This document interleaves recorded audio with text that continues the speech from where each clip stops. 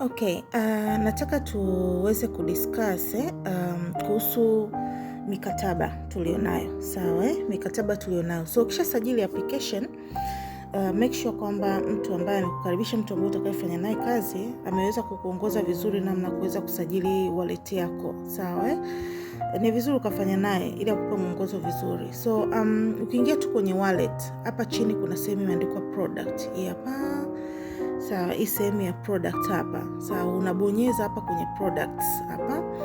Then hapa utakutana na hii mikataba hapa. Kuna huu mkataba kama unavyoonekana hapa, kuna mkataba huu wa miaka mitatu, kuna huu wa miaka miwili, mwaka mmoja, miezi 6, na huu ni flexible.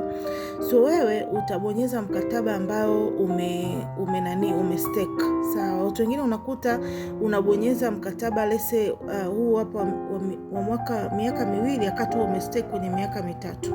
Kwa hiyo unaona kama vile token zako hazipo. So you have to click where you have stake. Sasa watu wengi tuna stake miaka mitatu kwa sababu return ni nzuri na tunapata pia pesa yetu au capital yetu tulioweka mwanzo mapema. Sawa, So ukibonyeza kwenye mkataba hapa wa miaka mitatu, sawa, unakutana na what is this? Kuna hii sehemu ya juu hii nyeupe na kuna hii sehemu ya kijani hii hapa. Sasa I want to explain here. Unaona hii sehemu nyeupe hii inakuonesha idadi ya vipande ulivyo navyo. So kila unapofungua mkataba na mkataba wako ukiwa validated, ukishakuwa umeshakamilika, ukishaweka hichi kitiki, hivi vipande ulivyonunua katika mkataba vinapanda hapa, vitakuwa vinaongezeka hapa. Utaona tu vinaongezeka hapa, na hapa chini hapa hivi panakupa value ya vipande. Unaona inakupa value ya vipande au thamani ya vipande ulivyonavyo kwa thamani ya muda huo. So utaona hii thamani itakuwa inabadilika, inapanda na kushuka kulingana na jinsi ambavyo bei ya kipande ilivyo. Sawa, so hii ni idadi ya vipande hapa. Lakini ukija kuangalia hapa chini hapa, hii sehemu ya kijani hii sehemu ya kijani inakuonesha faida uliotengeneza, kutokana na nini? Kutokana na vipande ulivyo navyo. Na hiyo faida ni total faida tangia mara mwisho ulipotoa faida yako. Kwa hiyo utakuwa unaiona hapa total faida tangia mara mwisho ulipotoa faida yako, utakuwa unaiona hapa. So unachokisoma hapa, hivi ni vipande. Sasa kujua hivi vipande vina thamani gani sasa hivi, unaangalia hapa. Unaona hapa, unaangalia hapa chini, unaona hivi vinakuonyesha vipande hivi vina thamani gani sasa hivi. Kwa hiyo ndio jinsi ambavyo unavyo interpret hiyo sehemu. Ukibonyeza hapa kwenye hichi kiai hapa, ukibonyeza hapo utakutana na mgawanyiko wa faida yako, faida ambayo inatokana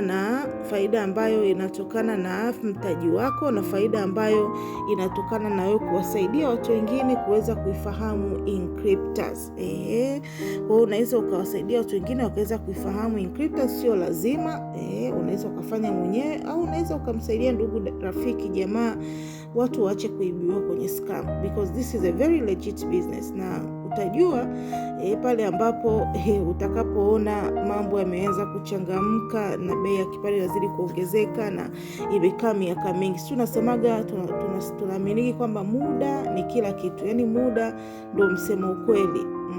So najua watu wengi wasiwasi sasa hivi kwa sababu ya muda uliokaa nao kwenye biashara. Unakuta maybe bado hujaelewa vitu vingi na vitu kama hivyo, lakini muda ndio msema ukweli. Wewe usipochangamka sasa hivi, muda unasema ukweli, baadaye utaona Inkryptus inakuja imefikisha miaka 10, kwa sababu sasa hivi tumeshafikisha miaka 5 plus. Inapofikisha miaka 10, 15, wewe bado tu unazidi uoga wako, then muda ndio usema ukweli. So ukija kuangalia hapa your contracts, unaona hapa your contracts here. Ukiangalia hapa kwenye your contracts hapa inakuonyesha una mikataba mingapi. Kama hapo unaona mikataba 6. Hapa last cycle hapa inakuonesha cycle ya mwisho ya malipo ni lini. Ukiangalia hapa ni tarehe ya jana Novemba 24, inakuonesha percentage ya last cycle. Hapa tutakuja kufanya hili somo peke yake ili watu waweze kuelewa kwa nini sasa hivi unatakiwa ununue vipande vingi muda huu, bei ipo chini na interest ni nzuri, kwa sababu sio upatu wapendwa. Na kwa sababu sio upatu, inabidi sasa hivi uchangamkie fursa vizuri, kwa sababu mtu ambaye anapata anapata let's say return ya 70% kwa mwaka, sasa hivi tunapata over 70% kwa mwaka. In the next 5 years hatuwezi kupata over 70% kwa mwaka, kwa sababu supply yetu ya staking rewards ni constant, na kama ni constant, investors wanazidi kuongezeka, demand inazidi kuongezeka, automatically you don't expect logically kibiashara. Yani ukiexpect kwamba the same interest rate ziwe miaka 5 ijayo, that is not a business. You need to run away. Hela inatoka wapi? So unabidi uelewe economics za encryptors vizuri, ukaweza kuzifanyia kazi vizuri. Sio kama tunaelewa, ukaweza kufanyia kazi biashara yako kwa muda sahihi. Hizi projects za crypto, especially legitimate project, yani ni project ambazo when you see them, jifunze mapema, fanyia kazi mapema, because automatically tu. Ndawapa mfano kama mtu ambao alijenga Binance mwanzoni, watu ambao walichangamkia Binance mwanzoni, sasa hivi maisha yao yamebadilika kabisa. Sasa hivi Binance mtu anasajili tu huko mtandaoni, itakuja kuwa encryptors hivyo siku moja. Watu wataifahamu, watu watakuwa tu wanaingia huko wenyewe na register wenyewe right now. So if you are doing business right now, inabidi uweze kuchangamkia hii biashara. Weka mtaji wa kutosha ili upate interest nzuri, upate faida nzuri kwa wakati huu hapa. Sasa hii hapa last cycle profit, hii inaonesha faida yako ambayo ni gross. This is gross profit. Sawa Ukitaka kupata net profit zilisha kwa 75%. Hii ni gross, kampuni haijakata, lakini ni faida ya mtaji wako. Yaani utakujua mtaji wako mpaka sasa hivi unakupa inki ngapi, unaangalia hapa. Sawa, hii faida hii zilisha by 75% uweze kupata net. Umenielewa? Ndio jinsi ambavyo unaweza interpret hii sehemu hapa. Sawa, sasa I hope hii video nadhani niachie hapa ili isiwe ndefu sana, but I believe kwamba hii sehemu hapa itakuwa imeeleweka. Hii sasa hivi kila mtu atakuwa ameelewa nini ambacho kinaendelea. Kama hujaelewa, usisite kuuliza maswali. Wewe lengo la kuwa kwenye timu yetu, kwa sababu utapata msaada mzuri sana. Sisi tunafundisha, utajifunza vitu vingi sana. So usisite kuuliza maswali. Sawa